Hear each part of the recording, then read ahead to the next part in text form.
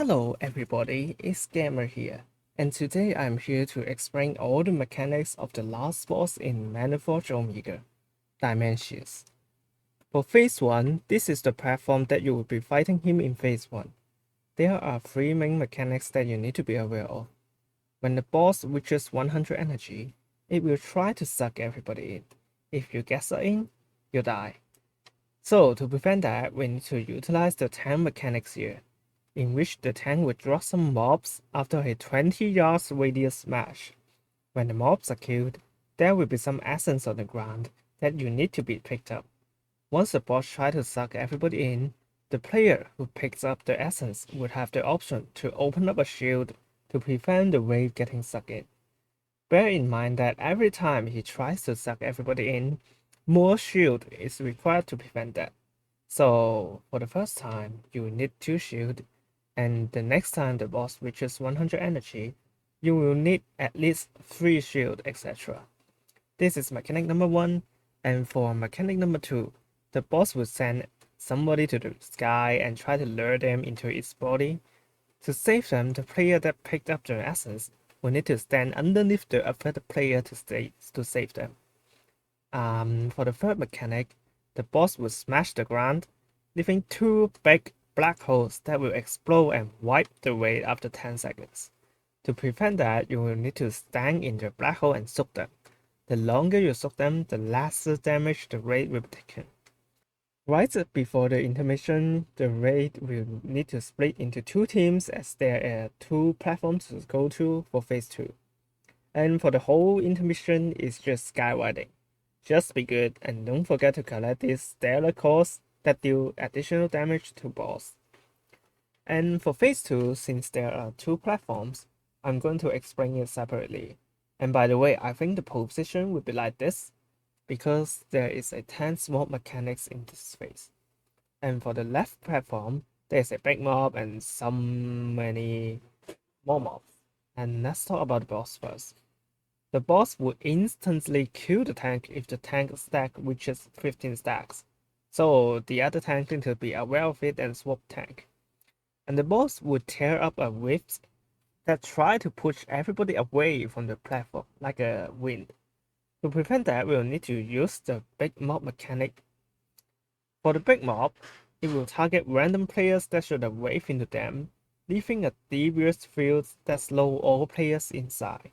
Personally, I think you will need to stand inside the devious field when the rift is there, to prevent falling off the platform. And for the small mobs, there are 2 kinds of small mobs.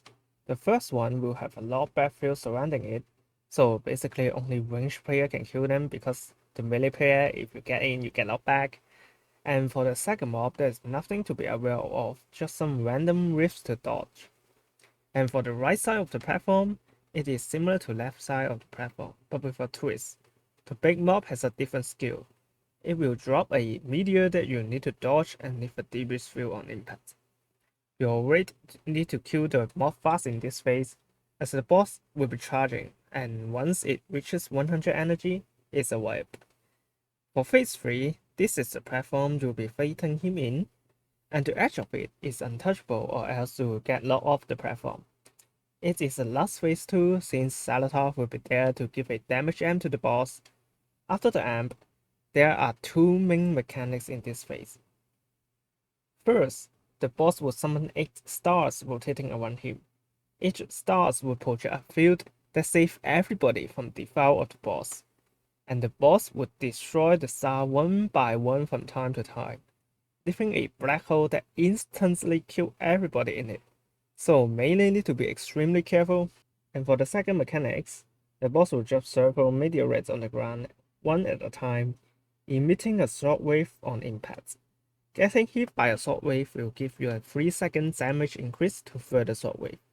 So to prevent shockwave from killing you, let's say if the boss drops 3 meteorites, you will need to stand near the first one to get hit as soon as possible, and then run back a little bit to prevent getting hit simultaneously.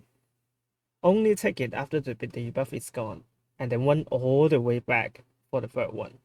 I believe there will be lesser and lesser space for the room, and once you are out of star, it's a wipe, so it's a soft and rage and DPS check.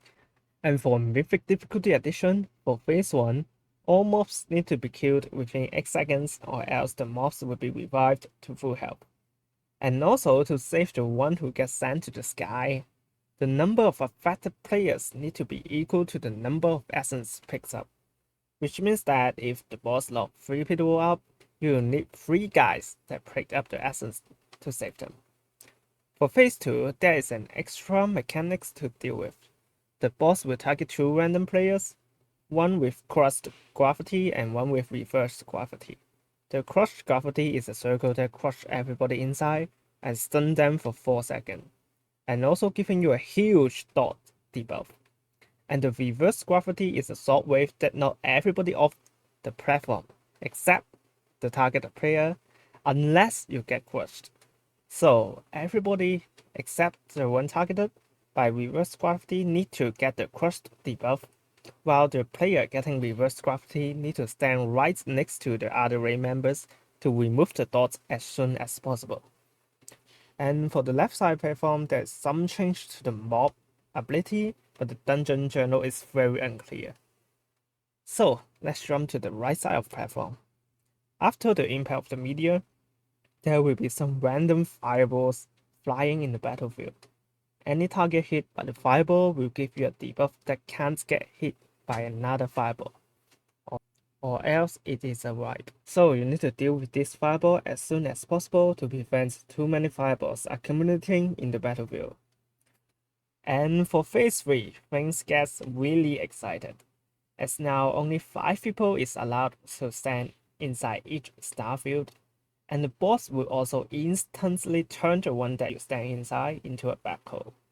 So it will be insane DPS check, as there are only 8 stars, and each time the boss reaches full energy, 4 stars will get destroyed. So it's a hard enrage when the boss reaches full energy for the 3rd time. And also, the crushed gravity mechanics is also happening in this phase. And I have no words after seeing this in Dungeon Journal. I just want to say good luck to all the Idol F teams, and I'm so excited to watch them live to deal with this awesome boss. So that's all of the mechanics of the last boss in Manaforge Omega. If you like this video, don't forget to subscribe and leave a like, comment if you want to say anything. It would be a great motivation for me to work on another video. Thanks all for watching. Bye bye. Oh my god.